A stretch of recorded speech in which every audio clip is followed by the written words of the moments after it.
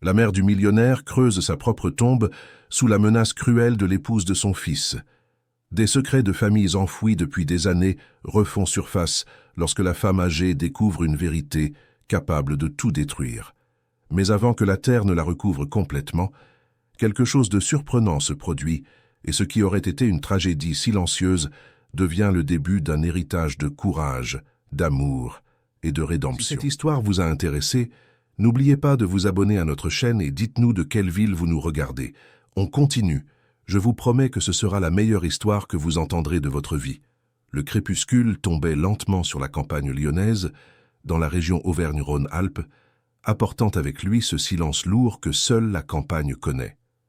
Les arbres se balançaient doucement au gré du vent, et le ciel orangé semblait peint à la main, comme si la nature voulait offrir un dernier spectacle avant l'obscurité complète. Mais toute la beauté de ce moment ne parvenait pas à dissimuler ce qui était sur le point de se produire sur ce terrain isolé, loin des regards curieux de la ville. Madame Martine s'agenouilla sur la terre humide, sentant le poids de ses 68 ans dans chaque mouvement. Ses mains tremblaient en tenant la pelle qu'on lui avait remise quelques minutes plus tôt. La boue collait à ses doigts, à ses vêtements simples, à son visage marqué par le temps et par les larmes qui ne cessèrent de couler. Elle essayait de comprendre comment elle en était arrivée là, comment tout s'était effondré si rapidement. Sa voix sortait faible, presque un murmure désespéré. « S'il te plaît, Nathalie, ne me fais pas ça. Je suis la mère de ton mari. Je ne t'ai jamais fait de mal. » Nathalie se tenait à quelques mètres de là, observant sa belle-mère avec des yeux froids et une expression qui mêlait colère, peur et détermination. Elle serrait une autre pelle avec force, ses doigts blancs autour du manche en bois. Ses cheveux sombres étaient attachés en un chignon hâtif, et ses vêtements chers, autrefois impeccables, étaient maintenant souillés de terre. Elle respirait avec difficulté, comme si elle menait une bataille intérieure contre elle-même. « Tais-toi, Martine, la ferme !» La voix de Nathalie sortit plus fort qu'elle ne l'avait prévu, résonnant sur le terrain vide. « Tu ne comprends rien, rien. Tu allais tout détruire, tout ce que j'ai construit. » Madame Martine tenta de se relever, mais ses jambes flanchèrent. Elle retomba à genoux, la douleur physique se mêlant à la terreur qui s'emparait de tout son être. Cela ne pouvait pas être réel. Ce ne pouvait pas être la même femme qui, des années auparavant, était entrée dans la famille, avec un sourire timide et des promesses d'amour éternel à son fils. « Nathalie, pense à Pierre, pense à ton fils. Il a besoin de toi, il a besoin de sa grand-mère. » En entendant le nom du garçon, Nathalie hésita un instant. Ses yeux brillèrent d'un sentiment qui aurait pu être du regret, mais la dureté revint vite sur son visage. Elle fit un pas de plus vers sa belle-mère, la pelle toujours fermement dans ses mains. « C'est justement pour lui que je fais ça, pour protéger mon fils, pour protéger ma famille. » Mais cette scène brutale, ce moment de désespoir et de folie, n'était que le point culminant d'une histoire qui avait commencé bien avant, entre les murs luxueux du manoir où le silence en disait toujours bien plus que n'importe quel mot. 6 mois plus tôt, la vie de Madame Martine était bien différente. Elle vivait chez son fils, Édouard, un entrepreneur à succès qui avait bâti un empire dans le secteur de la technologie. Le manoir était situé dans un domaine privé et sécurisé près de Lyon, avec d'immenses jardins, une piscine chauffée et une vue imprenable sur les montagnes environnantes. C'était le genre d'endroit qu'elle n'aurait jamais imaginé connaître dans sa vie, et encore moins y habiter. Martine avait toujours été une femme simple. Née et élevée dans un petit village de la Creuse, elle avait travaillé toute sa vie comme couturière, élevant seule Édouard, après que son mari l'eut quitté alors que le garçon n'avait que 3 ans. Ce furent des années difficiles, de grands sacrifices et de privations, mais elle n'a jamais permis que son fils manque de quoi que ce soit. Elle économisait chaque centime, se levait avant le soleil pour accepter plus de commandes et se couchait tard le soir pour terminer des robes de soirée, des tenues de baptême, des uniformes scolaires. Édouard a grandi en voyant sa mère se démener pour lui, et cela a façonné l'homme qu'il est devenu. Déterminé, intelligent et ambitieux, il a étudié avec une bourse complète, a obtenu son diplôme en génie informatique et à 30 ans avait déjà sa propre entreprise de développement de logiciels. À 35 ans, il était millionnaire. Et la première chose qu'il a faite quand l'argent a commencé à affluer a été d'aller chercher sa mère dans sa petite maison modeste de la Creuse et de l'amener vivre avec lui. « Maman, tu m'as élevée toute seule. Maintenant, c'est à mon tour de prendre soin de toi, » lui dit-il ce jour-là, les yeux brillants d'émotion. Martine a d'abord hésité. Elle ne voulait pas être un fardeau, ne voulait pas perturber la vie de son fils, qui s'était récemment marié avec Nathalie, une femme belle et élégante qu'il avait rencontrée lors d'un événement professionnel. Mais Édouard a tellement insisté qu'elle a fini par accepter. Et c'est ainsi qu'à 67 ans, Madame Martine a emménagé dans cet immense manoir, où tout semblait trop grand, trop silencieux. Les premiers mois, elle a essayé de s'adapter. Elle se levait tôt comme elle l'avait toujours fait, mais n'avait pas de vêtements à coudre. Elle essayait d'aider en cuisine, mais la famille avait des employés pour tout. Elle se sentait inutile, perdue dans ce monde de luxe qui n'était pas le sien. La seule chose qui la rendait heureuse était la présence de son petit-fils, Pierre, qui n'avait alors que 5 ans. Pierre était un enfant spécial, calme, observateur, trop sensible pour son âge. Il ne parlait pas beaucoup, préférait dessiner et rester en silence, mais ses yeux marrons disaient tout.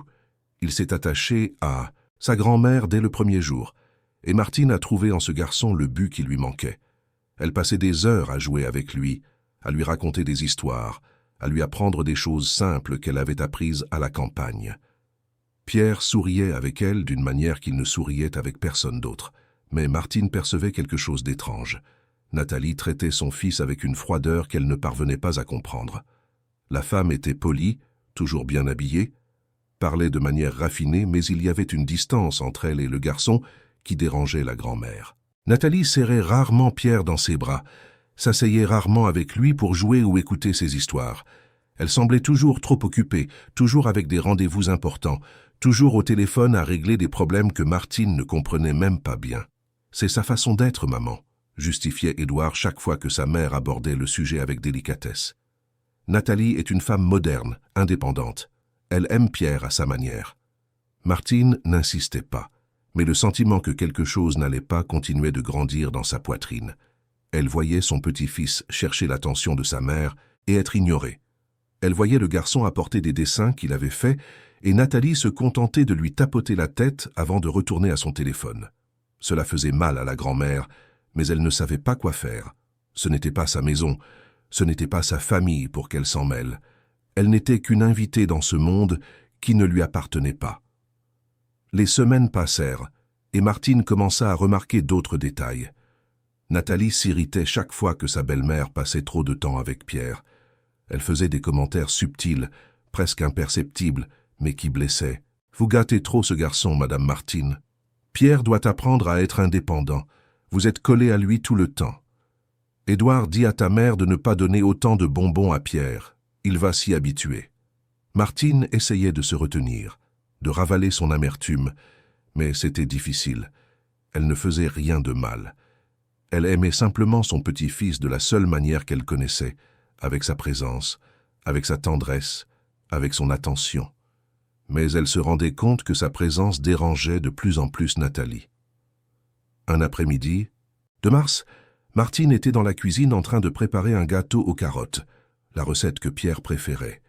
Le garçon était assis sur le comptoir à côté d'elle, barbouillé de pâte, riant doucement en racontant un dessin animé qu'il avait regardé le matin. C'était un de ces moments simples qui remplissaient le cœur de la grand-mère de bonheur. Nathalie entra soudainement dans la cuisine, le téléphone collé à l'oreille. Elle leur fit un signe rapide et sortit par la porte de derrière, se dirigeant vers le jardin. Martine n'y prêta pas beaucoup d'attention au début, continuant de battre la pâte tout en écoutant Pierre parler. Mais ensuite, par hasard, elle entendit la voix de Nathalie venant du jardin. La femme parlait fort, nerveusement, et bien qu'elle soit loin, le vent apporta quelques mots jusqu'à la cuisine. « Je sais, mais il ne doit pas le découvrir. Jamais. Si Édouard apprend la vérité, je perds tout. » Martine arrêta de remuer la pâte. Son cœur se mit à battre plus vite. Elle regarda Pierre, qui continuait, inconscient, à fredonner doucement. La grand-mère s'approcha lentement de la fenêtre, essayant de mieux entendre sans être vue. « Ce n'est pas son fils. Tu le sais bien, je ne l'ai jamais dit à personne et je ne le dirai pas maintenant, » continuait Nathalie, la voix tremblante. « Édouard ne doit jamais savoir que Pierre n'est pas son fils biologique. Jamais. J'ai menti depuis le début, j'ai simulé la grossesse, j'ai tout arrangé parfaitement, personne ne se doute de rien. Martine sentit le sol se dérober sous ses pieds. Elle s'appuya sur le comptoir pour ne pas tomber. Les mots de Nathalie résonnaient dans sa tête comme une cloche d'église, annonçant une tragédie. Pierre n'était pas le fils biologique d'Édouard. Sa belle-fille avait menti pendant toutes ces années. Elle avait construit une immense supercherie, trompant le fils qu'elle aimait tant. J'ai fait une adoption arrangée, oui. Tout a été organisé. Édouard croit qu'il est le père biologique parce que j'ai menti sur la grossesse. J'ai utilisé un faux ventre, j'ai falsifié des examens, j'ai payé des gens pour m'aider. Il ne s'est jamais douté de rien, continuait Nathalie de l'autre côté du jardin, sans savoir qu'elle était écoutée. Martine sentit les larmes lui monter aux yeux. Elle regarda Pierre, ce garçon doux et innocent, qui n'était coupable de rien. Il était son petit-fils de cœur, il le serait toujours, mais le mensonge était trop grand. Édouard méritait de savoir la vérité. Son fils avait été trompé de la pire des manières. Nathalie termina son appel et rentra dans la maison quelques minutes plus tard. En passant par la cuisine, elle trouva Martine immobile, regardant dans le vide, le visage pâle. Leurs regards se croisèrent une seconde, et Nathalie comprit immédiatement que quelque chose avait changé. Elle sentit un frisson parcourir son échine. « Tout va bien, Madame Martine ?» demanda-t-elle, essayant de garder une voix ferme. Martine ne répondit pas. Elle prit simplement Pierre dans ses bras, murmura quelque chose à propos d'aller lui lire une histoire et quitta la cuisine en silence.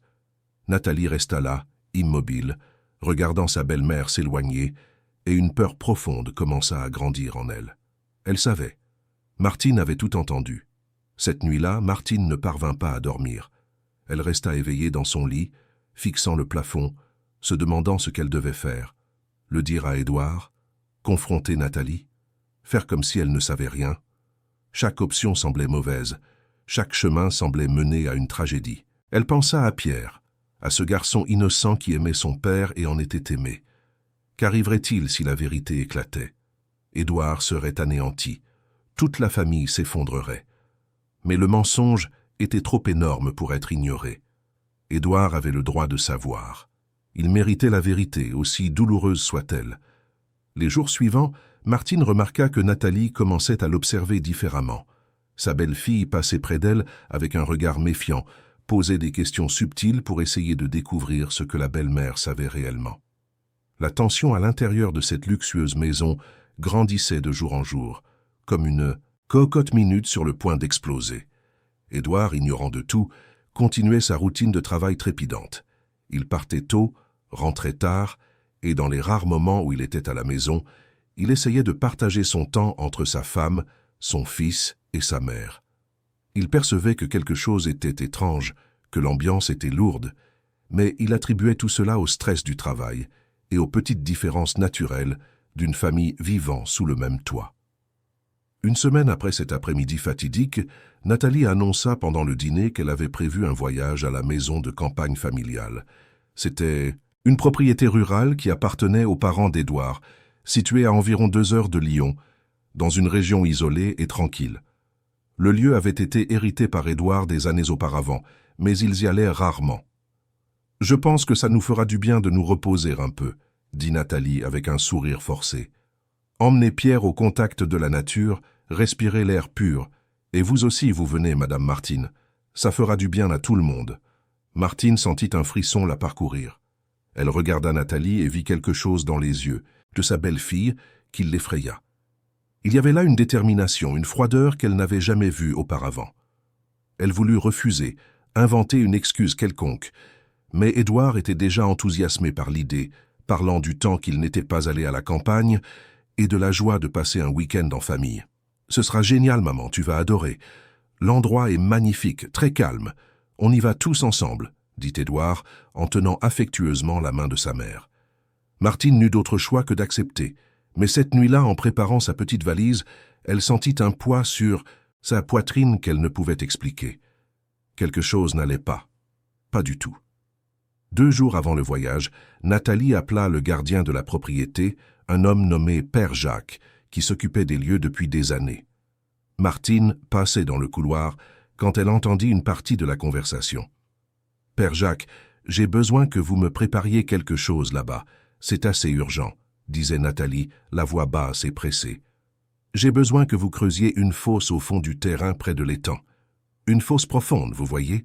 C'est pour un projet paysager. Un nouveau jardin que je veux faire. » Martine s'arrêta net. Son cœur s'emballa. « Une fosse? Pourquoi ?» Elle s'adossa au mur, essayant d'en entendre plus. « Non, ne vous inquiétez pas pour la taille exacte. Il faut juste qu'elle soit assez profonde et large. Je vous expliquerai mieux en arrivant. Ah, et Père Jacques, n'en parlez à personne, d'accord? C'est une surprise que je veux faire à Édouard. » Quand Nathalie raccrocha, Martine était déjà de retour dans sa chambre, enfermée, le cœur battant à tout rompre. Une fosse. Nathalie faisait creuser une fosse avant le voyage. La vieille dame n'était pas idiote. Elle avait assez vécu pour reconnaître quand quelque chose de très mauvais se préparait. Cette même nuit, Martine reçut un message sur son portable. C'était un numéro inconnu, sans identification. Le message était court mais terrifiant. « Faites attention. Elle sait que vous savez. N'allez pas à la campagne. » Martine lut et relut ce message des dizaines de fois. Qui l'avait envoyé? Comment cette personne savait-elle tout? Elle pensa le montrer à Édouard, tout lui raconter immédiatement, mais la peur la paralysa. Et si elle se trompait? Et si elle devenait folle? Et si dire la vérité mettait Pierre en danger? Elle décida qu'elle irait à la campagne. Elle ne pouvait pas abandonner son petit-fils. Elle ne pouvait pas le laisser seul avec Nathalie, pas maintenant qu'elle savait tout. Elle devait être là. Elle devait le protéger d'une manière ou d'une autre. Le matin du voyage, Édouard conduisait tout excité, évoquant ses souvenirs d'enfance de la maison de campagne. Nathalie était à côté de lui sur le siège passager, silencieuse, regardant par la fenêtre. Martine et Pierre étaient à l'arrière. Le garçon dormait, la tête appuyée sur l'épaule de sa grand-mère, qui lui caressait tendrement les cheveux, essayant de graver ce moment dans sa mémoire. Quand ils arrivèrent, le soleil était déjà haut dans le ciel. La propriété était vraiment belle, avec une maison ancienne mais bien entretenue, entourée d'arbres fruitiers et d'un étang au fond. Père Jacques les accueillit avec sympathie, aidant à décharger les bagages. Nathalie était étrangement gentille ce jour-là. Elle prépara un café pour tout le monde, offrit des biscuits, suggéra que Pierre aille jouer dans le jardin pendant que les adultes se reposaient. Martine accepta le café, mais en portant la tasse à ses lèvres, elle sentit un goût amer, étrange. Elle fit semblant de boire, mais versa discrètement le liquide dans un pot de fleurs quand personne ne regardait. L'après-midi, Nathalie s'approcha de sa belle-mère avec un sourire qui n'atteignait pas ses yeux. « Madame Martine, venez avec moi. Je veux vous montrer l'étang. C'est magnifique à cette heure de la journée. » Martine regarda Édouard, qui jouait avec Pierre sur la pelouse. Elle voulut crier, appeler à l'aide, mais les mots ne sortirent pas. Elle suivit simplement sa belle-fille en silence, les pas lourds, le cœur battant la chamade. Elles marchèrent environ 10 minutes jusqu'à une zone isolée, loin de la maison principale. Et c'est là que Martine la vit, la fosse, grande, profonde, fraîchement creusée. Et c'est là, à ce moment précis, que tout s'effondra. Nathalie se tourna vers elle, le visage transformé par la rage et le désespoir. « Tu as entendu, n'est-ce pas? Tu as entendu ma conversation ce jour-là. Je l'ai vue dans ton regard. Tu sais tout. » Martine recula d'un pas, mais ses jambes tremblaient tellement qu'elle faillit tomber. « Nathalie, s'il te plaît, on peut parler, on peut régler ça autrement. »« Il n'y a pas d'autre solution !» cria Nathalie, les larmes commençant à couler sur son visage. « Tu allais le dire à Édouard. Tu allais tout détruire. Tu allais m'enlever mon fils, ma maison, ma vie. Je ne peux pas laisser ça arriver. Je ne le laisserai pas. » Et c'est ainsi que tout a commencé. La poussée, la chute, la terre jetée, les cris étouffés, le désespoir absolu d'une femme qui, à 68 ans, n'aurait jamais imaginé que sa vie se terminerait de cette façon, aux mains de sa propre belle-fille, enterrée vivante dans une fosse creusée, spécialement pour elle. Martine lutta de toutes les forces qui lui restaient. Elle tenta de se relever, s'agrippa au bord de la fosse, supplia, pleura, appela à l'aide. Mais Nathalie continuait de jeter de la terre, murmurant des phrases incohérentes sur la peur, sur les secrets, sur tout ce qu'elle avait à perdre. Le son étouffé de la terre tombant sur son corps était le son de la faim. Ou du moins, c'est ce que ça aurait dû être. Jusqu'à ce que, au loin, très loin, un bruit différent ne fende l'air. Le bruit d'une voiture arrivant à toute vitesse, Le son du moteur de la voiture fendant le silence de l'après-midi fit se figer Nathalie. Elle tenait la pelle en l'air sur le point de jeter une autre couche de terre sur le corps partiellement enterré de Martine. Ses yeux s'écarquillèrent de terreur, et un instant elle resta complètement immobile, comme une statue de sel. La panique s'empara de chaque fibre de son être. Martine, encore consciente malgré la terre qui recouvrait déjà une partie de son corps, entendit aussi le bruit. C'était la seule chose qui la maintenait éveillée, la seule étincelle d'espoir au milieu du cauchemar absolu. Qu'elle vivait. Elle essaya de crier à nouveau, mais la terre dans sa bouche et l'épuisement rendaient tout son impossible. Ses forces étaient à leur limite. Nathalie lâcha la pelle et se mit à courir. Ses pieds s'enfonçaient dans la terre humide alors qu'elle essayait de retourner vers la maison, le cœur battant si fort qu'il semblait vouloir exploser dans sa poitrine. Elle devait se nettoyer, inventer une excuse, paraître normale. Mais comment? Comment expliquer la terre sur ses vêtements, le désespoir dans ses yeux, la culpabilité imprimée sur chaque trait de son visage? La voiture freina brusquement, devant la maison, soulevant un nuage de poussière.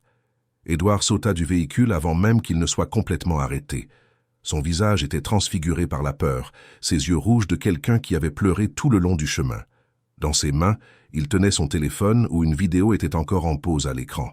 Une vidéo qui allait tout changer. Quelques minutes plus tôt, alors qu'il était encore en réunion importante dans son bureau à Lyon, Édouard avait reçu une notification sur son téléphone. C'était un message d'un numéro qu'il reconnut immédiatement. Le numéro de Pierre. Mais le garçon n'envoyait jamais de message seul. Il était encore trop petit pour utiliser le téléphone sans surveillance. Intrigué et légèrement inquiet, Édouard ouvrit le message. C'était une vidéo. Courte, tremblante, clairement filmée par de petites mains inexpérimentées. L'image montrait le jardin de la propriété, puis se déplaçait rapidement, montrant des morceaux de ciel, d'herbe, pour finalement se concentrer sur quelque chose au loin. 2 silhouettes. L'une d'elles, il la reconnut immédiatement, même à distance. C'était Nathalie. L'autre silhouette était au sol, et il y avait quelque chose de profondément anormal dans cette scène.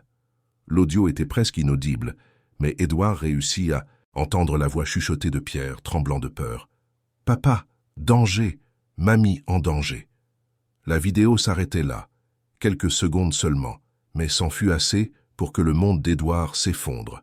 Il n'a pas réfléchi à 2 fois. Il a annulé la réunion, a pris les clés de sa voiture et a quitté le bureau en trombe, appelant des dizaines de fois le portable de Nathalie, qui ne répondait pas. Il a appelé le téléphone fixe de la maison, mais personne n'a répondu. Père Jacques ne répondait pas non plus. Chaque minute qui passait, le désespoir grandissait. Pendant tout le trajet jusqu'à la maison de campagne, Édouard sentait ses mains trembler sur le volant. Il ne pouvait s'empêcher de penser à ce qui pouvait bien se passer. Sa mère en danger. Nathalie impliquée. Pierre assez effrayé pour filmer en cachette et envoyer un appel à l'aide. Rien de tout cela n'avait de sens, mais en même temps, tout prenait un sens terrible. Toutes les petites étrangetés des derniers mois commençaient à s'emboîter comme les pièces d'un puzzle macabre. Maintenant, arrêté devant la maison, Édouard regardait autour de lui, cherchant le moindre signe de vie. Il a crié le nom de sa mère, a crié le nom de sa femme, a appelé son fils. Le silence qu'il reçut en retour était plus terrifiant que n'importe quelle réponse aurait pu l'être. C'est alors qu'il la vit. Nathalie, surgissant de derrière la maison, chancelante, les vêtements souillés de boue, le visage pâle comme du papier. Elle s'arrêta en le voyant, et pendant une seconde, leurs regards se croisèrent. Édouard y vit quelque chose qu'il n'avait jamais vu auparavant, dans les yeux de la femme avec qui il était marié depuis 7 ans. La culpabilité, la peur, le désespoir absolu. « Édouard, je peux expliquer. » La voix de Nathalie sortit faible, brisée. « Où est ma mère ?» Édouard marcha rapidement vers elle, la saisissant par les épaules. « Où est-elle, Nathalie? Qu'as-tu fait ?» Nathalie se mit à pleurer, des sanglots violents secouant tout son corps. Elle essaya de parler, mais les mots ne sortaient pas. Édouard la lâcha et se mit à courir, suivant les empreintes dans la terre humide qui menait vers le fond de la propriété. Son cœur battait si fort qu'il pouvait à peine respirer. Il courut comme il n'avait jamais couru de sa vie. Il sauta par-dessus des clôtures, évita des arbres, suivit la trace de terre remuée, jusqu'à ce qu'il arrive enfin à cet endroit. Et ce qu'il y vit le fit tomber à genoux. la fosse, la pelle tombée à côté, et au milieu de tout, partiellement recouverte de terre, sa mère. Martine, la femme qui avait tout sacrifié pour lui, qui avait travaillé jusqu'à ce que ses mains saignent pour qu'il puisse étudier, qui avait renoncé à sa propre vie pour qu'il puisse avoir une chance. Là, enterré comme un animal luttant pour respirer. Édouard ne se souvient pas exactement comment il est descendu dans cette fosse. Il sait seulement que, quelques secondes plus tard, il creusait avec ses propres mains, enlevant la terre du corps de sa mère, criant à l'aide, pleurant d'une manière qu'il n'avait jamais pleuré auparavant. Ses mains saignaient, ses ongles se cassaient, mais il n'arrêtait pas. Il ne pouvait pas s'arrêter. « Maman, maman, tiens bon. Je suis là. Tiens bon, s'il te plaît. » Martine ouvrit difficilement les yeux. Elle était faible, très faible, mais en voyant le visage de son fils, elle ressentit une vague de soulagement, si grande qu'elle faillit s'évanouir. Il était venu, son fils était venu la sauver. Elle essaya de sourire, de parler, mais tout ce qu'elle put faire fut de serrer faiblement sa main. Édouard réussit à la sortir de là. Il la prit dans ses bras, ignorant la douleur dans ses bras, ignorant tout sauf la nécessité d'emmener sa mère en lieu sûr. Elle pesait si peu, semblait si fragile à ce moment-là. Il la porta en direction de la maison, des larmes coulant sur son visage, son corps tremblant d'adrénaline et de choc. Nathalie était là où il l'avait laissée maintenant, effondrée à genoux sur le sol, pleurant de manière compulsive. En voyant Édouard revenir avec Martine dans ses bras, elle se leva en chancelant. « Édouard, je peux expliquer. Je peux tout expliquer. S'il te plaît, écoute-moi. »« Reste loin !» La voix d'Édouard sortit comme un rugissement. Il n'avait jamais parlé de cette façon à personne de sa vie. « Ne t'approche pas de ma mère. » Il entra dans la maison, déposa soigneusement Martine sur le canapé et prit le téléphone. Ses mains tremblaient tellement qu'il pouvait à peine composer le numéro. Il appela l'ambulance, la police, donna l'adresse, expliqua la situation aussi clairement qu'il le pouvait, malgré son désespoir. En attendant les secours, Édouard s'agenouilla à côté de sa mère. Martine était consciente, mais clairement en état de choc. Il lui tint la main, caressa son visage souillé de terre, lui murmura des mots de réconfort auxquels il ne savait pas s'il croyait lui-même. « Tout va bien maintenant, maman. Tout va bien. Tu es en sécurité. Je ne laisserai rien t'arriver. » C'est à ce moment que Pierre apparut. Le garçon s'était caché dans la maison tout ce temps, trop terrifié pour sortir. En voyant sa grand-mère dans cet état et son père en larmes, il se mit à pleurer aussi. Édouard le tira près de lui, serrant son fils et sa mère en même temps, essayant de les protéger tous les deux avec son propre corps. « Tu as été très courageux, mon fils, très courageux. Tu as sauvé mamie. Tu comprends? Tu l'as sauvée. » Pierre enfouit son visage dans la poitrine de son père, sanglotant. Cet enfant de seulement 6 ans avait été témoin de choses qu'aucun enfant ne devrait jamais voir. Il avait vu la tension croissante entre sa mère et sa grand-mère, avait senti que quelque chose n'allait pas, et même avec une telle peur, il avait trouvé le courage de prendre le téléphone et de filmer, d'envoyer un appel à l'aide à son père. Il avait sauvé la vie de Martine. Nathalie restait dehors, assise par terre, serrant ses propres genoux. Elle ne pleurait plus. Elle était en état de choc, regardant dans le vide, murmurant des choses incompréhensibles. Une partie d'elle ne croyait toujours pas à ce qu'elle avait fait. Une autre partie le savait parfaitement et était terrifiée par les conséquences. Lorsque l'ambulance arriva enfin, suivie de près par la voiture de police, la propriété se transforma en une scène chaotique. Les ambulanciers se précipitèrent pour secourir Martine, posant des questions rapides à Édouard sur ce qui s'était passé. Les policiers entrèrent sur la propriété, évaluèrent la scène et comprirent rapidement la gravité de la situation. L'un des policiers, un homme d'âge mûr à l'expression sévère, s'approcha de Nathalie. Elle ne résista pas quand il l'aida à se relever, quand il lui lut ses droits. Elle jeta juste un dernier regard à Édouard, qui la fixait avec un mélange de haine, de douleur et d'incrédulité qu'elle n'oublierait jamais. « Pourquoi, Nathalie? Pourquoi ?» La voix d'Édouard sortit brisée, épuisée. « Comment as-tu pu faire ça à ma mère? Comment ?» Nathalie ouvrit la bouche, mais aucun mot ne sortit. Comment pourrait-elle expliquer? Comment pourrait-elle faire comprendre à quelqu'un la peur qu'elle avait ressentie en réalisant que son château de mensonges était sur le point de s'effondrer? Comment expliquer qu'elle en était arrivée à un point où éliminer sa belle-mère lui avait semblé la seule solution?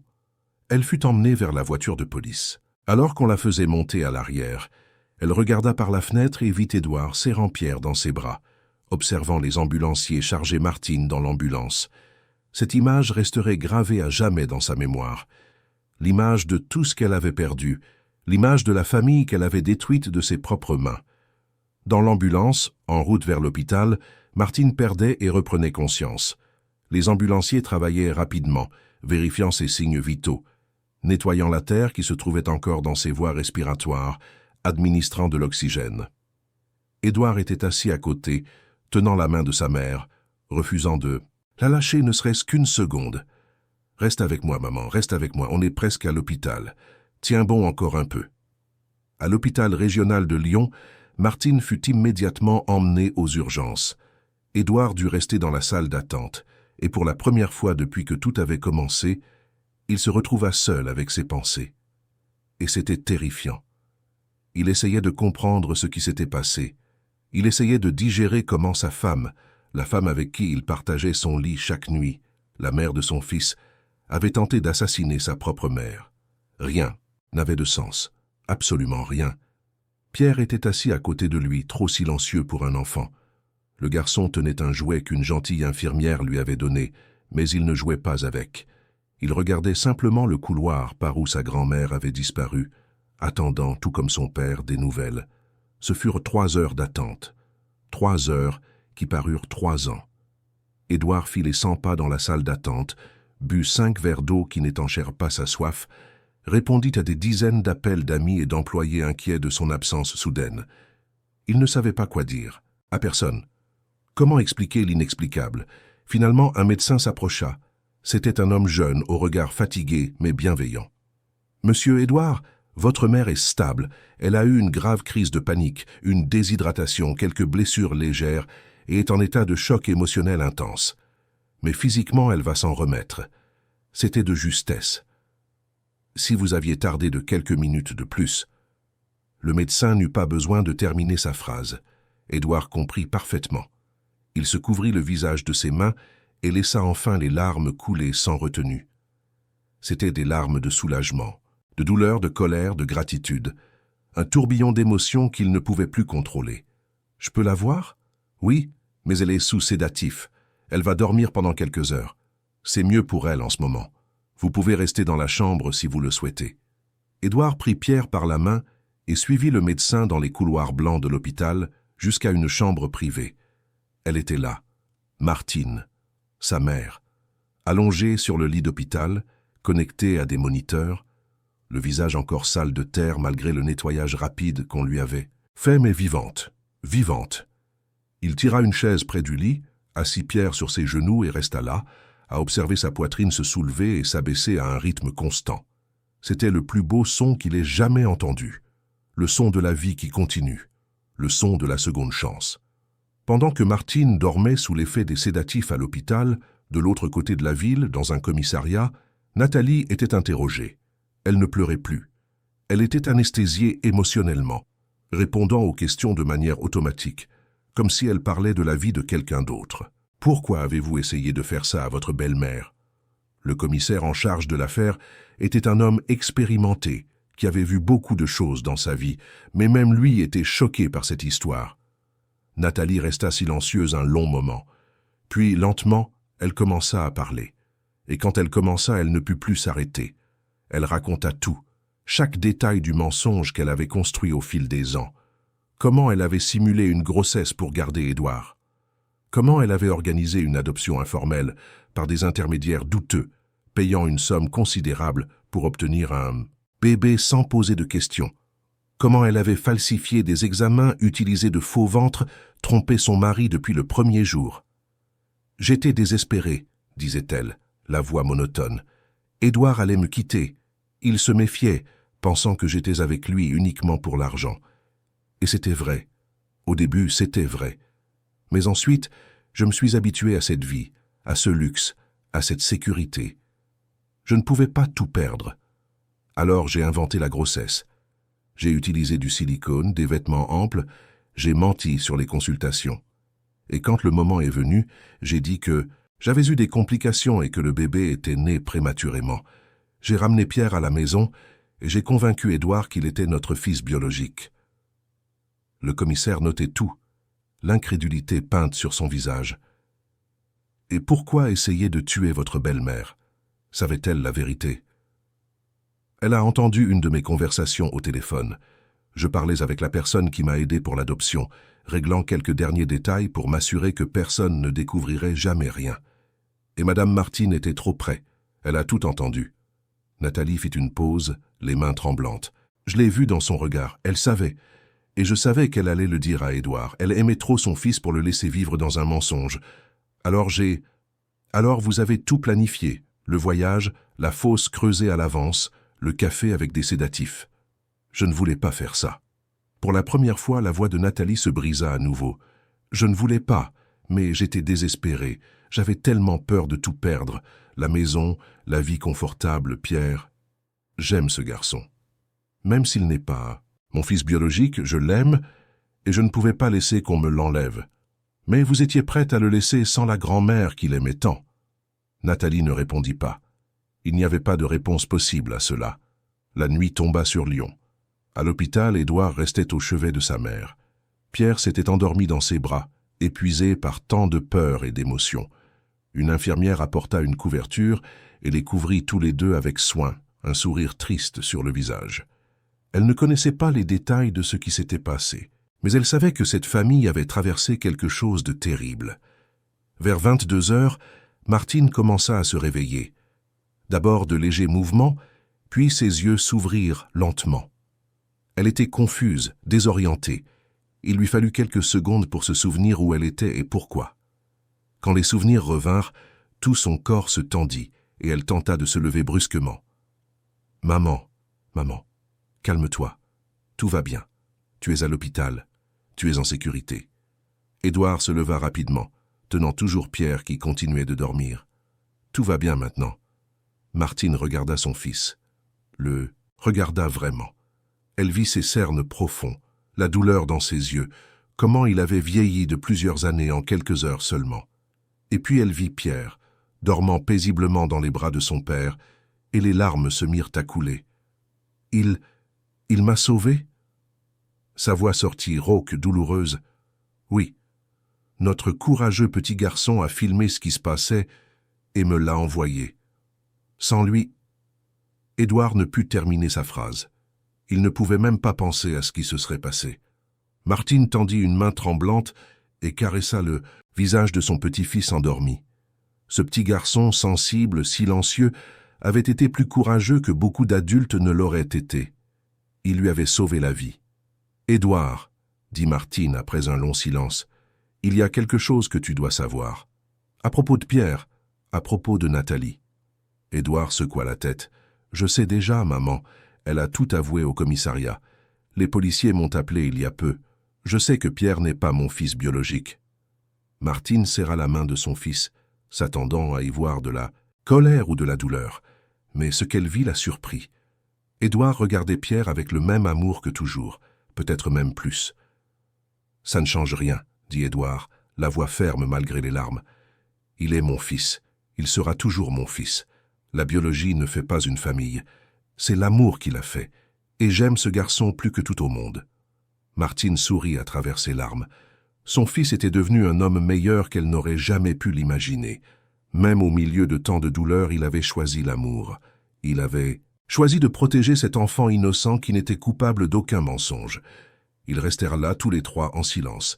Une famille qui avait été presque détruite, mais qui se reconstruisait maintenant d'une manière différente, plus forte, plus vraie.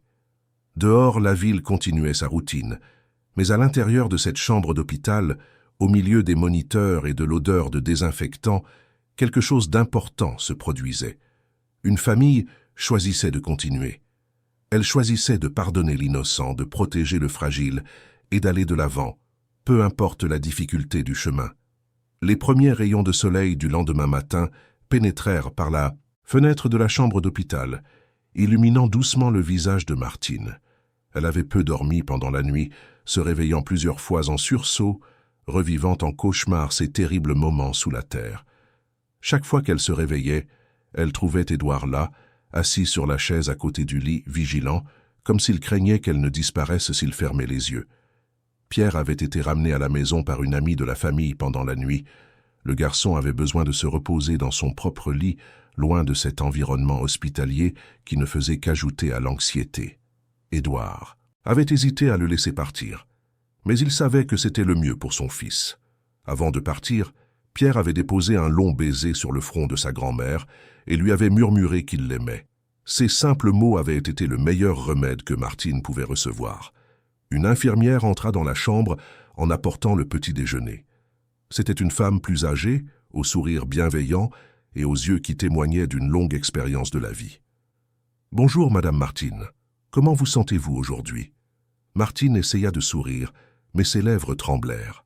« Mieux, je crois. Que je vais mieux. » L'infirmière l'aida à s'asseoir dans le lit, ajustant les oreillers derrière son dos.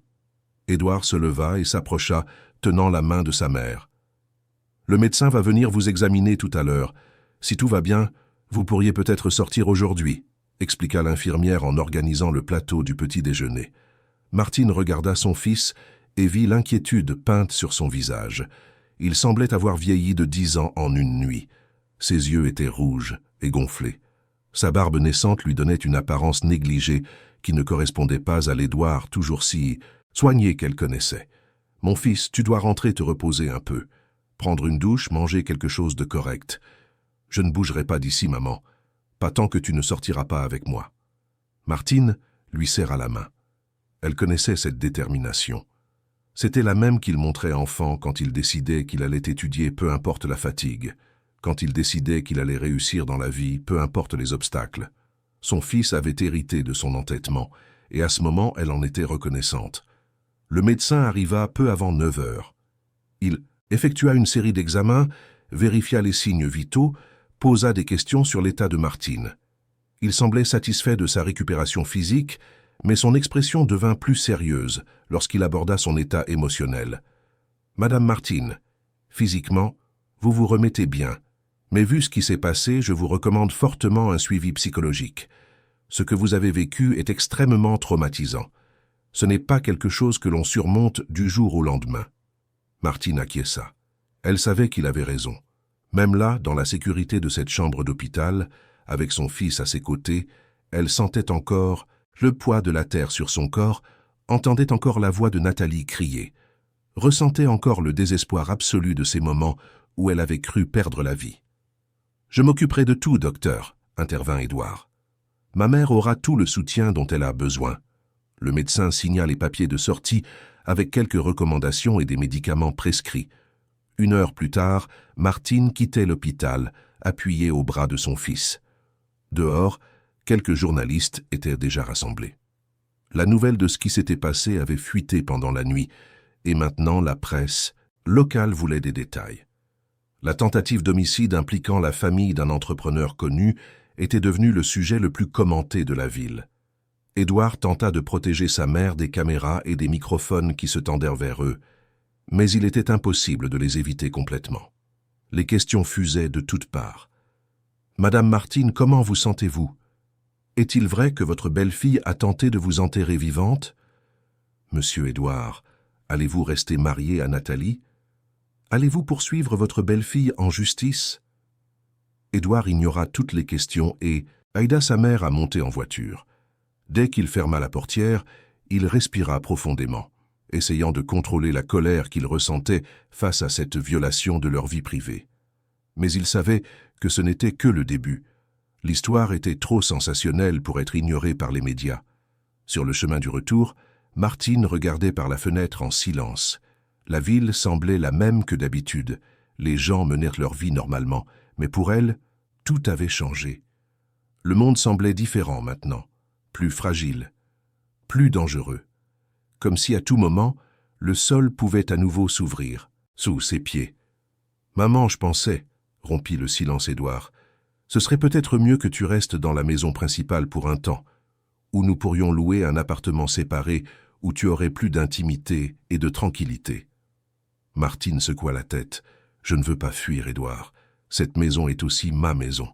Et surtout, je ne vais pas m'éloigner de Pierre. Il a besoin de moi maintenant, plus que jamais. » Édouard sourit tristement. Sa mère avait toujours été comme ça, forte même quand elle semblait brisée, plus préoccupée par les autres que par elle-même. Quand ils arrivèrent à la maison, Pierre attendait à la porte. Dès qu'il vit sa grand-mère, il courut et se jeta dans ses bras en pleurant. Martine le serra de toutes ses forces, sentant les larmes revenir à ses yeux. Ce garçon courageux et sensible qui lui avait sauvé la vie. « Mamie, j'ai eu si peur que tu ne reviennes pas, » sanglotait Pierre contre sa poitrine. « Tout va bien, mon amour. Tout va bien maintenant. Mamie est là. Elle est vivante et elle est là avec toi. » Ils restèrent enlacés de longues minutes à l'entrée de la maison, Édouard observant la scène, le cœur serré. Ce lien entre sa mère et son fils était quelque chose de spécial, quelque chose que personne, pas même les mensonges et la trahison de Nathalie, ne pourrait détruire. Dans les jours qui suivirent, l'histoire prit des proportions qu'aucun d'eux n'avait imaginées. Journaux, sites d'information, télévision, réseaux sociaux, tout le monde parlait de l'affaire. Nathalie était devenue la méchante la plus détestée de la ville. Sa photo était partout, accompagnée de titres à sensation sur la femme qui avait tenté d'enterrer sa belle-mère vivante. L'avocat de la famille informa Édouard que Nathalie était en détention préventive et qu'elle y resterait probablement jusqu'au procès. Les accusations étaient graves, tentative d'homicide et fraude. Elle risquait de nombreuses années de prison. De plus, des enquêtes parallèles étaient menées sur l'adoption irrégulière de Pierre. Édouard dut engager une équipe d'avocats spécialisés en droit de la famille pour régulariser la situation de Pierre. Il voulait s'assurer que, quelle que soit toute révélation sur l'origine du garçon, sa garde ne serait pas remise en question. Pierre était son fils, et il déplacerait des montagnes pour que cela soit légalement reconnu. L'entreprise d'Édouard subit également un impact. Certains clients devinrent méfiants. Des investisseurs se demandèrent s'il pourrait maintenir sa concentration sur les affaires au milieu d'une telle tourmente personnelle. Mais Édouard travailla 2 fois plus dur pour prouver qu'il pouvait séparer les choses. Ses employés les plus proches se mobilisèrent pour le soutenir, prenant en charge une partie de la charge de travail pour qu'il puisse passer plus de temps avec sa famille. Martine, de son côté, commença les séances de thérapie comme le médecin l'avait recommandé. 2 fois par semaine, elle s'asseyait dans le cabinet de la psychologue, le Dr Hélène, et essayait de traiter tout ce qui s'était passé. Ce n'était pas facile. Il y avait des jours où elle pouvait à peine parler, se contentant de pleurer pendant toute la séance. D'autres jours, la colère prenait le dessus, et elle criait sur l'injustice de tout cela, sur la façon dont elle avait été trahie de la pire des manières. « Il était naturel de ressentir de la colère, Madame Martine, » disait le docteur Hélène avec patience. « Vous avez été victime de quelque chose d'horrible. Vous permettre de ressentir ces émotions fait partie du processus de guérison. » Mais ce qui blessait le plus Martine, ce n'était pas ce que Nathalie avait essayé de lui faire, c'était de penser à Pierre. Ce garçon avait été témoin de choses qu'aucun enfant ne devrait voir. Il avait été placé au milieu d'une situation impossible, forcé de choisir entre sa mère et sa grand-mère, forcé de prendre une décision qui a sauvé une vie mais en a détruit une autre. Pierre était également en thérapie. Une psychologue pour enfants, spécialisée dans les traumatismes, travaillait avec lui, essayant de l'aider à tout traiter de manière saine. Le garçon faisait des cauchemars fréquents, se réveillait en pleurant au milieu de la nuit en appelant sa grand-mère. Édouard dormait maintenant dans la chambre avec lui, laissant la lumière allumée et la porte ouverte, essayant de fournir la sécurité dont son fils avait tant besoin. 1 mois après les événements, l'avocate de Nathalie demanda une réunion avec Édouard. Elle voulait négocier. Nathalie était prête à tout avouer formellement, à coopérer pleinement avec la justice, en échange d'une peine réduite. Elle voulait également renoncer à tout droit sur Pierre, en signant les papiers garantissant la garde totale et irrévocable à Édouard. Édouard écouta la proposition en silence, son visage un masque de retenue. Une partie de lui voulait refuser, voulait que Nathalie paie le prix maximum pour tout ce qu'elle avait fait. Mais une autre partie, la partie rationnelle, savait qu'un aveu complet aiderait à clore l'affaire plus rapidement, évitant un procès long et douloureux qui ne causerait que plus de souffrance pour tout le monde, en particulier pour Pierre. « Je dois parler à ma mère avant de prendre une décision, dit-il finalement. Ce soir-là, Édouard s'assit avec Martine sur la terrasse de la maison. Le ciel était étoilé, et la douce brise du soir apportait une agréable fraîcheur. Il lui parla de la proposition de l'avocate, attendant la réaction de sa mère. Martine resta silencieuse un long moment, regardant les étoiles. Quand elle parla enfin, sa voix était calme mais ferme. « Édouard, je ne veux pas de vengeance. Je n'en ai jamais voulu. Ce que je veux, c'est la paix. Je veux que Pierre puisse grandir sans porter ce fardeau. Je veux que tu puisses avancer dans ta vie. Si accepter cette proposition y contribue, alors accepte. Mais maman, après tout ce qu'elle t'a fait, après tout ce qu'elle a fait, je suis toujours en vie. Grâce à toi et à Pierre, je suis toujours là. Et c'est ce qui compte. Le reste n'est que du bruit. » Martine serra la main de son fils. « La meilleure vengeance que nous puissions avoir contre Nathalie, c'est d'être heureux. C'est de continuer à être une famille. C'est de ne pas laisser sa méchanceté détruire l'amour qui existe entre nous. » Édouard sentit les larmes lui monter aux yeux. Sa mère, même après avoir failli perdre la vie, trouvait encore la force de pardonner, de penser au bien-être des autres avant le sien. Il ne savait pas s'il serait un jour capable d'avoir un cœur aussi grand que le sien. La proposition fut acceptée. Nathalie avoua formellement tous les crimes, coopéra pleinement avec les enquêtes et signa tous les documents renonçant à tout droit sur Pierre. En échange, sa peine fut réduite de 25 à 15 ans de prison. Elle purgerait sa peine en régime fermé les premières années, avec possibilité de passer en régime semi-ouvert en fonction de son comportement. Le jour où les derniers papiers furent signés, Édouard eut une conversation sérieuse avec Pierre. Ils s'assirent dans la chambre du garçon et Édouard choisit ses mots avec soin. « Pierre, tu sais que je t'aime très fort, n'est-ce pas ?» Le garçon acquiesça, ses grands yeux fixés sur son père. « Et tu sais que quoi qu'il arrive, rien ne changera ça. Tu es mon fils. Tu seras toujours mon fils. »« Je sais, papa. » Édouard respira profondément. « Maman a fait des choses très mal, des choses qui ont blessé beaucoup de gens, surtout mamie. À cause de ça, elle va devoir rester loin pendant très longtemps. Et même quand elle sortira, les choses ne redeviendront pas comme avant. » Pierre baissa la tête. « C'est de ma faute? Parce que je t'ai dit ce qui se passait? » « Non. » Édouard attira son fils dans une étreinte serrée. « Non, non, non. Rien de tout ça n'est de ta faute. Tu as entendu? Rien. Tu as été courageux. Tu as sauvé mamie. Tu as fait ce qu'il fallait, et je suis très fier de toi. Mais maman me manque parfois, » admit Pierre à voix basse, en pleurant. « Je sais qu'elle a fait de mauvaises choses, mais c'est quand même ma maman. C'est mal de sentir son manque. » Édouard sentit son cœur se briser. Son fils faisait face à des émotions si complexes, si adultes pour son âge. Il prit le visage du garçon entre ses mains, le regardant droit dans les yeux. « Ce n'est pas mal, mon fils. L'amour n'est pas quelque chose qu'on ferme comme un robinet. Tu peux aimer ta maman et en même temps être triste et en colère pour les choses qu'elle a faites. Les deux sentiments peuvent exister en même temps, et c'est normal. » Ils restèrent enlacés un long moment, père et fils, pleurant ensemble, traitant ensemble, guérissant ensemble. Martine observait de loin, par la porte entr'ouverte de la chambre, le cœur serré. Elle savait que la route à venir serait longue et difficile. Les blessures qui avaient été ouvertes mettrèrent du temps à cicatriser, mais pour la première fois depuis ce jour terrible, elle ressentit quelque chose qui ressemblait à de l'espoir. Ils allaient s'en sortir. Ils allaient en sortir plus fort. 2 semaines plus tard, Édouard reçut une lettre. C'était de Nathalie. Elle avait écrit de prison, et la lettre était passée par tous les protocoles de sécurité avant de lui parvenir. Édouard hésita longuement avant de l'ouvrir. Une partie de lui ne voulait rien lire qui vienne d'elle. Mais la curiosité l'emporta.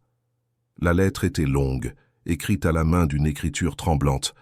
Nathalie s'excusait. Elle expliquait, sans essayer de se justifier, comment elle en était arrivée là. Elle parlait de son passé difficile, de comment elle avait grandi dans la pauvreté, de comment elle avait toujours rêvé d'une vie meilleure. Elle parlait de comment sa rencontre avec Édouard lui avait semblé être la chance qu'elle avait toujours attendue, et de comment la peur de tout perdre l'avait transformée en un monstre qu'elle ne reconnaissait plus elle-même. Elle demandait pardon à Martine, sachant qu'elle ne le méritait pas. Elle demandait pardon à Édouard pour tous ses mensonges. Et surtout, elle demandait pardon à Pierre pour l'avoir mis dans une situation impossible, pour lui avoir fait voir des choses terribles, pour ne pas avoir été la mère qu'il méritait. À la fin de la lettre, elle écrivit quelque chose qui resta gravé dans l'esprit d'Édouard. « Je sais que vous ne me pardonnerez jamais, et je le comprends. Mais s'il vous plaît, ne laissez pas la haine que vous avez pour moi détruire la famille que vous avez. Martine est une femme incroyable, et Pierre est un enfant béni de l'avoir comme grand-mère. Prenez soin les uns des autres, aimez-vous les uns les autres. Et si un jour Pierre demande de mes nouvelles, dites-lui que malgré toutes mes erreurs, je l'ai toujours aimé sincèrement. Il a été la seule chose bonne et vraie dans ma vie de mensonge. » Édouard plia lentement la lettre et la rangea dans un tiroir. Il ne savait pas s'il la montrerait un jour à Pierre. Peut-être quand le garçon serait plus grand, quand il pourrait mieux comprendre la complexité des émotions humaines, la capacité des gens à faire le bien comme le mal. La vie commença, lentement mais sûrement, à trouver un nouveau rythme. Martine reprit ses routines, toujours suivies de près par Édouard et Pierre. Elle avait encore des jours difficiles, des jours où le poids du traumatisme était trop fort. Mais elle avait aussi de bons jours, des jours où elle parvenait à rire, à jouer avec son petit-fils, à ressentir de la gratitude d'être en vie. Édouard se plongea dans le travail et la paternité avec une intensité renouvelée. Il engagea une équipe pour l'aider avec la maison et avec Pierre quand il travaillait, mais il tenait à être présent autant que possible. Les dîners en famille devinrent sacrés. Les week-ends étaient exclusivement consacrés à son fils et à sa mère. Et Pierre, malgré tout, montra une résilience qui impressionna tout le monde. Avec la thérapie, avec l'amour inconditionnel de son père et de sa grand-mère, avec la routine et la sécurité, il commença lentement à se rétablir. Les cauchemars survenaient encore parfois, mais de moins en moins fréquemment. Le sourire revint sur son visage, timide au début mais de plus en plus présent. 3 mois après les événements, Édouard prit une décision importante. Il allait transformer ce lieu de traumatisme en quelque chose de positif. Il allait entièrement rénover la maison de campagne, effacer les traces de ce qui s'y était passé et créer quelque chose de nouveau, quelque chose qui symboliserait un nouveau départ, l'espoir, la vie. Il discuta avec des architectes, des paysagistes, des décorateurs. Ensemble, ils créèrent un projet ambitieux. L'endroit où la fosse avait été creusée serait transformé en un jardin mémorial, un espace de paix et de réflexion. Au centre, une fontaine d'eau courante symboliserait la vie qui continue de couler, toujours en mouvement, se renouvelant sans cesse. Martine fut consultée à chaque étape du projet. Au début, elle n'était pas sûre de pouvoir retourner à cet endroit, mais à mesure que les plans prenaient forme, elle sentit qu'elle devait le faire. Elle devait affronter cet espace, lui donner un nouveau sens, lui enlever le pouvoir de la hanter.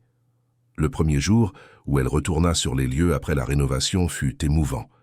Édouard et Pierre étaient à ses côtés, chacun tenant une de ses mains. Ils marchèrent ensemble jusqu'au jardin mémorial. Là où il y avait autrefois de la terre retournée et du désespoir, il y avait maintenant des fleurs colorées, des bancs en bois, de jeunes arbres plantés en cercle, et au centre, la fontaine, avec une eau cristalline tombant doucement sur des pierres lisses. Martine resta là, immobile, un long moment, en silence, des larmes coulant sur son visage. Mais ce n'étaient pas des larmes de douleur, c'étaient des larmes de libération. Cet endroit n'avait plus de pouvoir sur elle, il avait été transformé tout comme elle se transformait. « C'est joli. Mamie !» dit Pierre doucement à côté d'elle. « Oui, mon amour, c'est très joli. » Édouard les serra tous les deux dans ses bras, et ils restèrent là, tous les trois ensemble, écoutant le bruit de l'eau, sentant la douce brise, laissant ce moment de paix laver un peu plus de la douleur qu'ils portaient. Ce jour-là, Édouard planta un arbre spécial dans le jardin. Un arbre qui, selon le paysagiste, vivrait des centaines d'années. Il appela cet arbre « Renaissance », et à ses pieds, il plaça une simple plaque avec une inscription qui résumait tout ce qu'ils avaient traversé et tout ce qu'ils avaient appris. Là où il y avait les ténèbres, nous avons planté la lumière. Là où il y avait la douleur, nous avons cultivé l'amour. Là où il y avait presque une fin, nous célébrons le nouveau départ. 6 mois s'étaient écoulés depuis ce jour qui avait failli coûter la vie à Martine. L'automne arrivait sur Lyon, apportant des températures plus douces et un sentiment de renouveau. La ville avait oublié le scandale qui avait fait la une des journaux, mais pour Martine, Édouard et Pierre, ces mois avaient été un voyage intense de guérison et de reconstruction. Martine se réveilla ce samedi matin avec le soleil entrant par la fenêtre de sa chambre rénovée, plus spacieuse, avec un fauteuil confortable où elle aimait s'asseoir pour lire.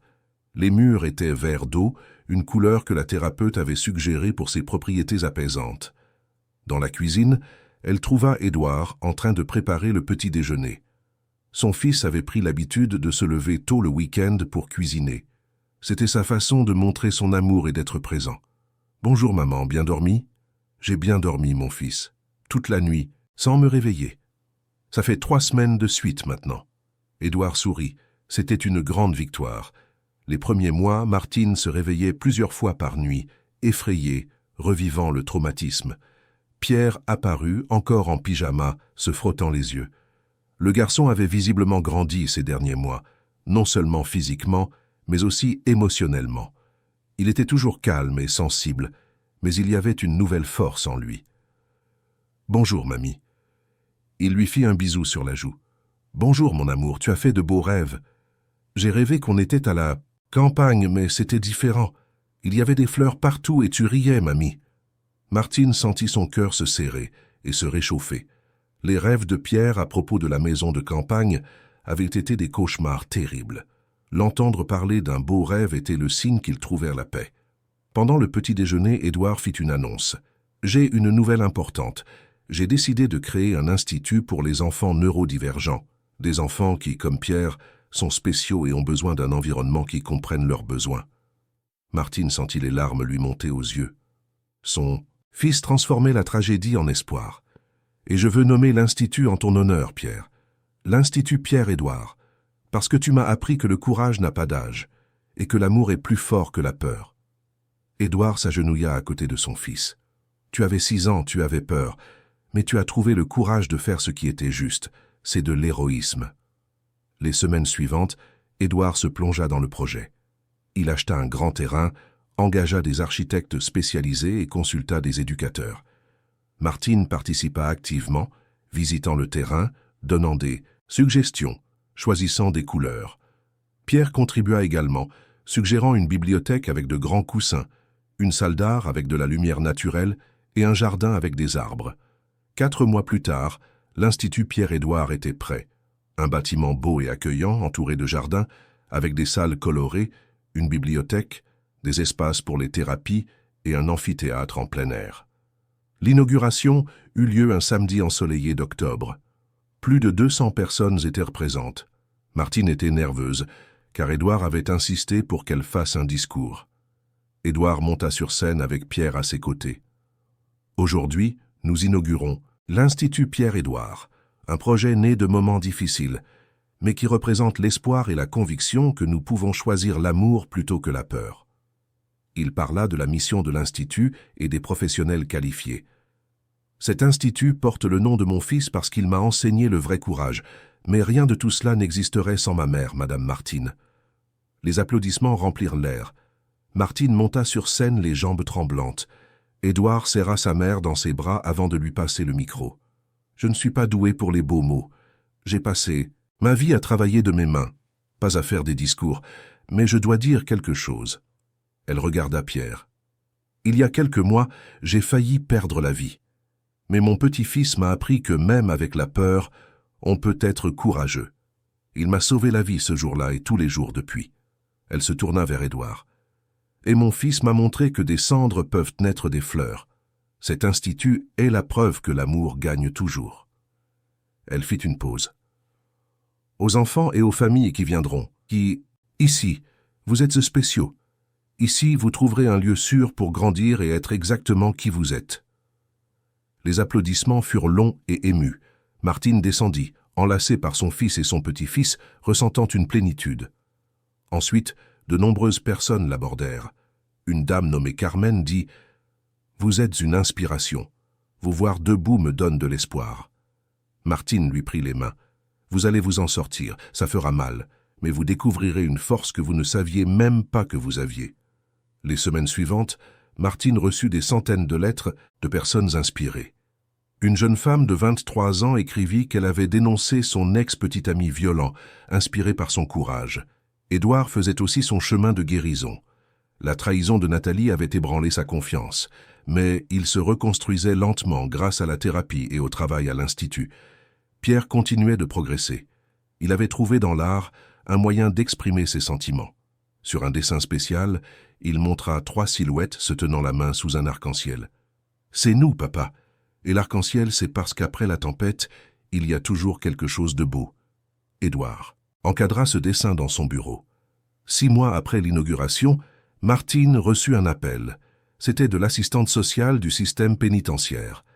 Nathalie avait demandé à lui parler. Martine resta paralysée en recevant le message. Elle passa toute la nuit sans dormir, se demandant si elle devait accepter ou non. Le matin, elle en parla à Édouard, qui fut catégorique en disant qu'elle n'était pas obligée de le faire, qu'elle ne devait rien à Nathalie, que personne n'attendait cela d'elle. Mais plus elle y pensait, plus Martine sentait qu'elle devait le faire. Pas pour Nathalie, mais pour elle-même, pour clore un cycle, pour regarder dans les yeux la personne qui avait failli lui ôter la vie et lui montrer qu'elle avait survécu, qu'elle avait gagné. La visite fut fixée 1 semaine plus tard. Martine choisit d'y aller seule, bien qu'Édouard ait insisté pour l'accompagner. Elle devait le faire par elle-même, avec ses propres forces. Le centre de détention était un lieu froid et impersonnel. Martine passa plusieurs contrôles de sécurité, sentant son cœur battre de plus en plus vite. Quand elle fut enfin conduite à la salle des visites, une petite pièce avec une table et 2 chaises, elle s'assit et attendit les mains moites, la respiration saccadée.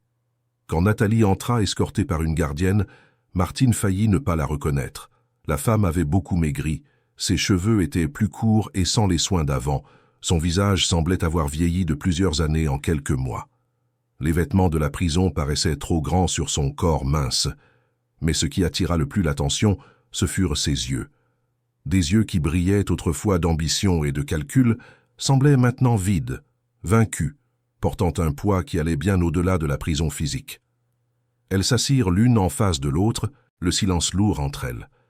Ce fut Nathalie qui parla la première, la voix rauque de quelqu'un qui avait beaucoup pleuré. « Je ne m'attendais pas à ce que vous veniez, pas après tout ça. »« Je ne m'attendais pas à venir non plus, » répondit Martine, gardant sa voix ferme malgré le tremblement intérieur. « Je sais que rien de ce que je dirai ne changera ce que j'ai fait. Je sais que je ne mérite même pas que vous me regardiez. Mais je devais vous le dire en personne, en vous regardant dans les yeux. Je suis désolé. Je suis désolé pour tout. » Martine observa sa belle-fille en silence un long moment. Elle chercha des signes de fausseté, de manipulation, des masques que Nathalie avait toujours si bien portés.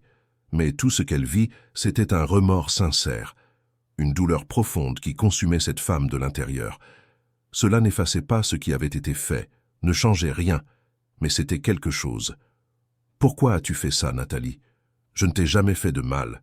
Je voulais juste aimer mon petit-fils et être proche de ma famille. » Nathalie baissa la tête, les larmes, commençant à couler. « Je sais, et c'est ce qui me tue de l'intérieur chaque jour. Vous ne méritiez rien de ce que j'ai fait, absolument rien. J'avais peur, tellement peur de perdre tout ce que j'avais. La maison, la vie confortable, le respect, Pierre. Et à la fin, j'ai tout perdu quand même. Sauf que je l'ai perdu d'une manière bien pire. J'ai perdu en étant un monstre. » Elles parlèrent pendant près d'1 heure. Nathalie raconta sa vie en prison, les nuits sans sommeil tourmentées par des cauchemars, les thérapies qu'elle suivait, comment elle affrontait enfin les démons intérieurs qui l'avaient amenée à ce point. Martine écouta plus qu'elle ne parla, essayant de comprendre, non pas pour pardonner nécessairement, mais pour trouver un sens à tout cela. Alors que la visite se terminait, Nathalie tendit une lettre scellée avec des mains tremblantes. « Un jour, quand Pierre sera plus grand, quand il sera prêt, pourriez-vous lui donner ça ? Pas besoin que ce soit maintenant. Mais un jour, je voudrais qu'il sache que, malgré tous mes mensonges, toutes mes erreurs terribles, je l'ai aimé sincèrement. Il a été la seule chose bonne et vraie dans ma vie de mensonge. » Martine prit la lettre et la rangea dans son sac sans rien promettre, sans donner de faux espoirs. En sortant de là, elle respira l'air frais de l'après-midi, comme si c'était la première fois. Elle avait regardé son bourreau et avait survécu à nouveau. Elle s'était prouvé que Nathalie n'avait plus de pouvoir sur elle. C'était libérateur d'une manière qu'elle n'attendait pas. C'était comme si un poids énorme lui avait été enlevé des épaules. Les mois continuèrent de passer, apportant plus de guérison et de croissance. L'Institut prospérait au-delà des attentes. Des dizaines d'enfants étaient déjà pris en charge, et chaque histoire de progrès, chaque sourire gagné, chaque famille transformée, était comme un baume sur l'âme de Martine. Martine avait officiellement accepté le poste de directrice de l'accueil de l'Institut. Elle n'avait pas de formation académique pour ce poste, mais elle avait quelque chose de bien plus précieux, une empathie sincère, une expérience de vie et un cœur énorme. Elle passait ses journées à parler avec des familles qui arrivaient effrayées et perdues, à écouter leurs histoires sans jugement, à offrir du réconfort quand les mots manquaient, des conseils quand le chemin semblait impossible. Il n'y avait qu'une salle spéciale dans l'Institut qui était devenue le refuge préféré de Martine. C'était une petite pièce avec des canapés confortables, une grande fenêtre donnant sur le jardin et des murs décorés de dessins faits par les enfants eux-mêmes. Là, elle recevait les parents pour la première fois, offrait du thé, créait un environnement sûr où ils pouvaient pleurer, se confier, espérer. Beaucoup de ses parents arrivaient à l'Institut épuisés de se battre seuls, de ne pas être compris, de voir leurs enfants souffrir. Et quand ils sortaient de cette salle après avoir parlé avec Martine, ils sortaient différents. Ils sortaient en sachant qu'ils n'étaient le plus seuls. Un après-midi, une jeune mère entra dans cette salle, portant un garçon de 4 ans dans ses bras. L'enfant était agité, faisant des mouvements répétitifs avec ses mains, évitant le contact visuel. La mère avait des cernes profonds et des larmes aux yeux, avant même de commencer à parler. « Je ne sais plus quoi faire, » dit-elle, la voix brisée. « Tout le monde dit que c'est de ma faute, que je le gâte, que je dois être plus dur. Mais je sais que mon fils est spécial, j'ai juste besoin d'aide pour mieux le comprendre. » Martine s'agenouilla devant le garçon, respectant son espace et sourit gentiment. « Vous savez, ma chère, » dit-elle à la mère, « l'amour que vous ressentez pour ce garçon est écrit dans chacun de vos mots. Et c'est la chose la plus importante. Le reste, on l'apprend ensemble. Vous n'êtes plus seul. » La mère s'effondra en larmes de soulagement. Et Martine la serra dans ses bras, sachant exactement ce que c'était de se sentir seule, ce que c'était d'avoir désespérément besoin de quelqu'un qui comprenne. Édouard équilibrait son entreprise avec l'Institut, se consacrant également aux deux. Il avait trouvé un but renouvelé dans la vie, et Pierre s'épanouissait. Il grandissait en bonne santé, confiant, entouré d'amour.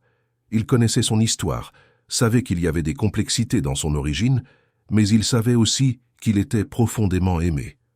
1 an et demi après les événements, la famille était réunie sur la terrasse de la maison. Édouard avait préparé un barbecue et ils profitaient simplement de la compagnie les uns des autres sous le ciel étoilé. Pierre, maintenant âgé de 8 ans, était allongé sur les genoux de sa grand-mère. « Mamie, tu crois que les gens peuvent changer ?» Martine réfléchit attentivement. « Je crois que oui, mais seulement s'ils le veulent vraiment. Et même quand ils changent, ça n'efface pas ce qu'ils ont fait. Mais la possibilité de changer existe toujours. Tu penses qu'un jour maman Nathalie changera ?» Édouard s'approcha. « Peut-être, mon fils, mais ce n'est pas notre responsabilité. Notre responsabilité est de prendre soin de nous et de nous aimer les uns les autres. » Pierre resta silencieux. « J'espère qu'elle changera, parce que tout le monde mérite une chance d'être meilleur. » Martine serra son petit-fils plus fort. Ce garçon avait un cœur si pur. Même après tout, il parvenait encore à souhaiter le bien. Plus tard, quand Pierre dormait, Édouard et Martine discutèrent sur la terrasse. « Maman, as-tu déjà pensé à écrire un livre ? Ton histoire pourrait aider beaucoup de gens. » Martine rit. « Moi ? Mon fils, j'ai à peine terminé l'école primaire. On peut engager quelqu'un pour aider. Ton histoire est puissante. Elle peut inspirer les gens. J'y réfléchirai. » 2 ans après ce jour terrible, par un après-midi ensoleillé, l'Institut célébra son anniversaire. Une fête fut organisée, et Pierre voulut prendre la parole. Le garçon monta sur scène avec confiance. « Quand j'avais 6 ans, j'ai vécu quelque chose de très difficile. J'ai dû prendre une décision qu'aucun enfant ne devrait prendre. Mais mon père et ma grand-mère m'ont appris quelque chose. Faire ce qui est juste n'est pas toujours facile, mais c'est toujours juste. » Il regarda Édouard et Martine. « Cet institut existe parce que de mauvaises personnes ont fait de mauvaises choses. Mais de bonnes personnes ont choisi de faire de bonnes choses. Ma grand-mère a failli perdre la vie, mais elle a choisi de vivre. Mon père a perdu sa famille, mais en a construit une nouvelle. Et j'ai appris que la famille, ce n'est pas seulement le sang. C'est l'amour. C'est un choix. C'est être présent. Les applaudissements furent assourdissants. Édouard et Martine étaient debout, applaudissant avec une fierté débordante. Quand Pierre descendit, il fut enlacé par les deux, et les trois restèrent là, pleurant et riant en même temps. L'histoire qui avait commencé dans le désespoir s'était transformée en quelque chose de beau. Martine regarda autour d'elle, voyant des enfants courir dans le jardin, des familles, trouvant du soutien et ressentit une paix profonde. Elle avait survécu et prospéré. Édouard regarda sa mère et son fils, ressentant de la gratitude. Oui, il avait perdu son mariage et avait été trahi. Mais il avait gagné en clarté sur ce qui comptait vraiment. Il avait sa mère, il avait son fils, il avait un but, c'était plus que suffisant. Et Pierre, regardant les adultes qu'il aimait, se sentit en sécurité. Il savait que son histoire était compliquée, mais il savait aussi qu'il était aimé inconditionnellement. Le soleil commença à se coucher, peignant le ciel de tons orange et rose. Les lumières de l'Institut s'allumèrent, créant une lueur accueillante. Quand tout le monde fut parti, seuls Édouard, Martine et Pierre restèrent. Ils marchèrent dans le jardin mémorial de la propriété rénovée, maintenant une annexe de l'Institut. Ils s'arrêtèrent devant l'arbre de la Renaissance, qui avait déjà considérablement grandi. « C'est incroyable comme il a poussé », observa Pierre. « Oui », acquiesça Martine, « tout comme nous. » Édouard passa un bras autour de sa mère et l'autre autour de son fils. « Vous savez ce que j'ai appris? J'ai appris que la fin n'est jamais vraiment la fin. C'est toujours le début de quelque chose d'autre. Il faut juste avoir le courage de le voir. » Martine acquiesça. Et j'ai appris que la vérité, même si on essaie de l'enterrer, trouve toujours un moyen de respirer à nouveau. Tout comme moi. Pierre prit leurs deux mains. Et j'ai appris que la famille, ce sont ceux qui sont à tes côtés quand tout s'effondre. Ce sont ceux qui t'aident à reconstruire. C'est l'amour qui n'abandonne pas.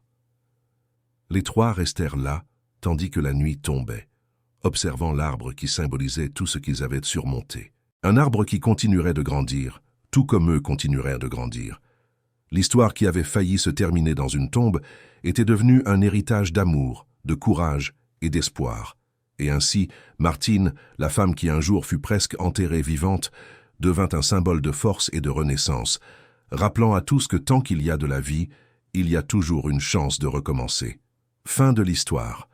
Chers auditeurs, nous espérons que l'histoire de Madame Martine, d'Édouard et de Pierre a profondément touché votre cœur. Si vous avez été ému par ce parcours de résilience, de courage et d'amour inconditionnel, laissez un like, abonnez-vous à la chaîne et dites-nous dans les commentaires quel moment vous a le plus marqué. Chaque jour, nous vous proposons des histoires intenses et captivantes comme celle-ci, qui révèlent le côté le plus profond et résilient de l'âme humaine.